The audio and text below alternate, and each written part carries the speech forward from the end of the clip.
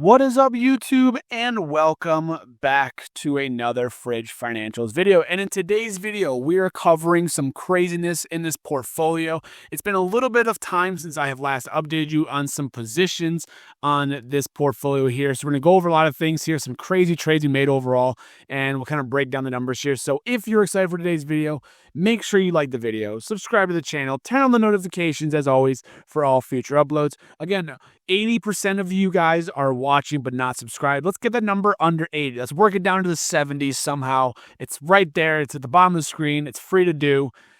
And if you don't like Fridge Financials, why are you watching?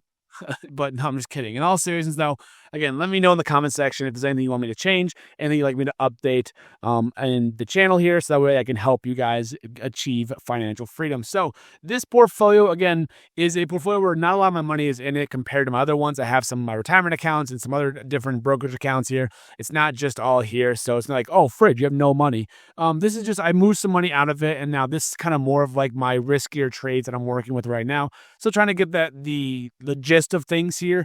And the portfolio looks like it hasn't moved much, and I promise you it's not me. It is me. This is my portfolio, but it's stupid Novo Nordisk, who is just down like, I'm down like $2,000 from here. If I didn't have Novo Nordisk, I'd probably be close to $13,000 in my portfolio, which would be amazing and absolutely awesome. But regardless of that, let's talk some trades here. So we're going to cover a couple trades with the double calendars here. We had quite a few that we have opened and closed since the last time that we spoke and covered this on this video here. As you will see here, right here, we were up like, oh, okay, 1.86%, up $200, and then boop, and then we just got absolutely destroyed on last Friday. Absolutely massacred on Friday. And the reason being is because of Pinterest earnings. And this trade is a prime example as to what I learned from, right? I had a loss last time of like, $20 from Charles Schwab. And I was like, oh, okay, I lost $20. No big deal. No. Pinterest was like, hey, hang on, hold my beer for a second. Watch this. And Pinterest, I lost like $300 on it. It was absolutely insanity. And the reason why was because, again, I had a $33 put, $43 call option here. And when you take a look at what they had for their earnings, it drops all the way down, but not to 33. It goes to 34. And since there was so much implied volatility, your boy got IV crushed hard. Because, again, the volatility is baked into the prices before earnings. When earning comes out, if there's not a huge miss or a huge beat, and there's not a huge move in the stock as much as you want it to be, you're getting IV crushed big time. And so that was my major learning experience that I learned the hard way as to what happened. And I lost over 300% on Pinterest just on that one trade by itself. What I have learned and what I want to start working on trading for the next couple weeks, because school is starting up and I can't log into Robinhood at 9:30 in the morning and close out these earnings plays because I'm obviously teaching, so I can't close these out. Because then that probably wouldn't look good for me on my job also. What I want to look at doing here is closing out the longs right before earnings are announced.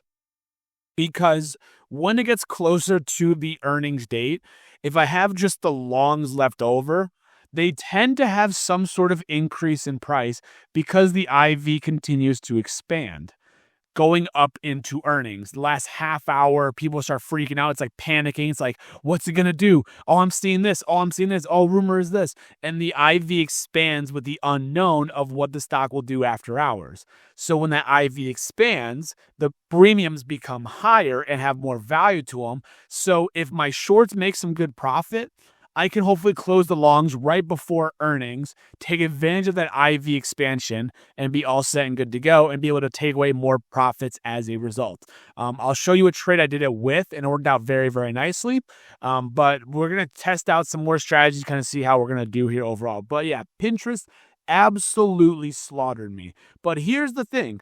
Even though I lost $300 on Pinterest, your boy got some Bullish IPO shares and was able to cash in for some profit. And basically, I made back all the money I lost in Pinterest. I believe I lost like $320, and I made $320 back on the Bullish IPO pump as of yesterday. Absolutely amazing. Basically, made me break even as a result of it. Am I going to get account restricted for IPOs? Probably. Do I care? No, because I made $300. Should I have bought more shares? Of course I should have, but you never know with IPOs if they're going to have, this bullish push up on the IPO or just be an awful company and tank as soon as it starts trading. Bullish was halted like 14 different times, but I made, quite a decent amount of money as a return on my bullish IPO, which basically put me at break even because what you'll notice is, again, I went down to here and I had this big spike up right here, which made me some good money as a result. Today was a bad day in the market, mostly because of PPI data. It kind of didn't really go well for some companies. So we were actually up, 1% for the week, and we had a little bit of a red day today, which is, no big deal. And we're going to kind of break into some trades here. We have a Walmart earnings play for next week. Right now, not a big fan of the Walmart ones because it's trading right towards that strike price of $99. So I need Walmart to recover somehow. Don't know if it will or not, but we're going to be managing this trade a little bit more closely before next week's earnings and hope for the best there. Who really knows? And then believe it or not, NVIDIA has earnings the following week, and your boy's going to play this strategy with NVIDIA and see how it goes with one of those bigger companies. I'm excited for it because it's highly liquid, so the spreads for this 4-leg option is going to be very, very narrow relatively compared to other companies. So I'm excited to do a NVIDIA trade tomorrow before the weekend starts. We do have some options here. I made a video about leap options on 5 companies. This was 3 of them: Grab Holdings, Big Bear AI, and Snapchat. So we've got 3 options here, but instead of doing just leap options, I kind of took the idea of leap options and then also the idea of selling cash secured puts to basically say, you know what, if the call goes against me, at least I'll be able to get some shares at a cheaper price potentially as we go. So Grab Holdings, for example, I have $4.5 call. I sold a $4.50 put. I bought a $4.50 call. These are leap options for about 4-ish months out, not like super far leap ones, but a couple months out here essentially. And the idea behind it is that these puts that I sold here, the premium's going to offset this call just a little bit, so I don't lose all my money potentially as a result. But I'm optimistic about Grab Holdings for the next 4 months. Snapchat, same thing. Big Bear AI, same thing. So we did some trades there. As you will see, I sold a covered call on Novo Nordisk because if it's going to keep falling, just give me some premium at least while we're doing it. GRRR, which is Gorilla Holdings, I believe it is. Gorilla Technology Group here. They had a killer earnings. Again, they raised guidance. They had great revenues. They beats across the board here. And it was up, a crap ton after hours, like 17% pre-market. And then it just sold off to being down the day, even with stellar earnings here. So I was like, you know what? I'm going to sell a cash secure put against to go a month out here because it's really good earnings. $15 put option here. It got paid, $113 in premium for that one, which is a very good potential return. Can't complain about that one. And this Neonade option is going to expire worthless tomorrow because it's not even close to $17.50. So that's looking pretty okay as well.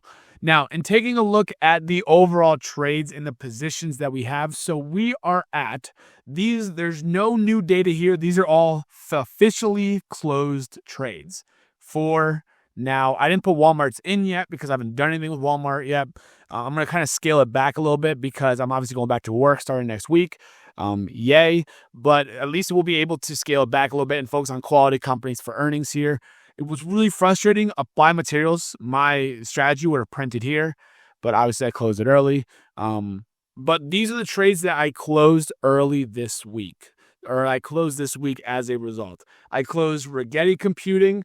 This was the one where the longs actually started to expand before earnings, and I was able to close it out for over 100% profit, which is amazing based off the cost basis. I lost 44% on new holdings. I made 9.71% on Applied Materials, 13.6% on Cisco, and I lost 29% on Target as a result. So, in taking a look at the 5 options that we played this week, again, this is over 2 weeks' time now at the time of recording this video.